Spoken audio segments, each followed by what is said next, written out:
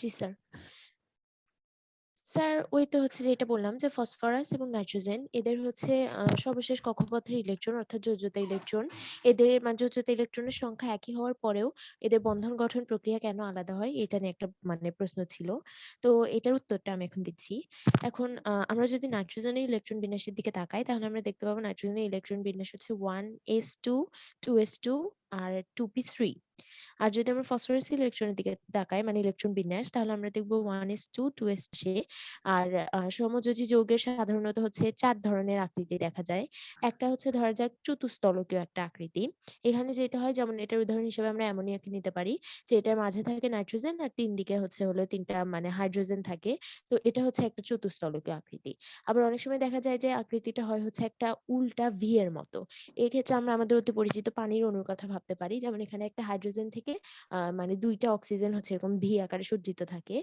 আর হচ্ছে তারপর আমাদের আরো আছে হচ্ছে একটা ওই যে সরলরেখা আকারের এইটা মানে সরলরৈখিক আকৃতি আরকি।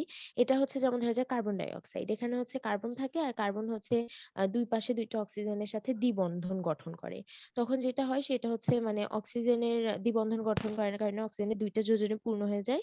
আর কার্বনের হচ্ছে হলো মানে ২ টা অক্সিজেনের সাথে ২ টা করে মানে বন্ধন হওয়ার কারণে তার ৪ টা মানে যোজনী পূরণ হয়ে যায়। আর স্যার আরেকটা হচ্ছে মানে আরেকটা যেটা আকৃতি সেটা আমি একটু মনে করি। চতুস্থলকীয় বল। স্যার চতুস্তলকীয় তো বলছি ওই যে অ্যামোনিয়া। পিরামিড তারপর হচ্ছে চতুস্থলকীয়, ভি আর জি হলো স্যার তোমার পিরামিড সরলরৈখিক। পিরামিড। আচ্ছা ঠিক আছে। হ্যাঁ বলো, পিরামিড এর আকৃতি দেন। এর মানে অ্যামোনিয়া পিরামিডের আকৃতি। স্যার পিরামিড অ্যামোনিয়া তাহলে চতুস্তলকীয়। চতুস্থলকীয় হলো তোমার স্যার ইয়ে চতুস্তলকীয় হচ্ছে মিথেন মিথেন। মিথেন। মিথেন ও আচ্ছা তাই তো আমি তো মানে আমি চতুস্তলকীয়ই হচ্ছে অ্যামোনিয়াকে বলছি। তাহলে মানে পিরামিডটা হচ্ছে অ্যামোনিয়া যেটার নাইট্রোজেনের ৩ পাশে ৩ টা হাইড্রোজেন থাকে। আর হচ্ছে চতুস্তলকীয় হচ্ছে মিথেন যেখানে মাঝে থাকে কার্বন আর চারপাশে ৪ টা হাইড্রোজেন অণু থাকে। অণু না তো মানে হাইড্রোজেন পরমাণু থাকে। এইভাবে বন্ধন গঠন করে। ঠিক আছে।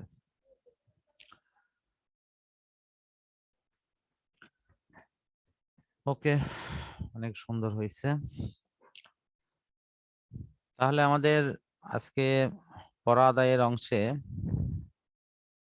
এই ফসফরাসের একাধিক যোজ্যতা থাকলেও নাইট্রোজেনের সেটি করাটা অনেক সমস্যা সংকুল কেন, সেই ডি অরবিটালকে কেন্দ্র করে তার ব্যাখ্যাটি আসছে। আর সমযোজী যে 4টি আকৃতি সেটি নিয়ে মূল আলোচনা।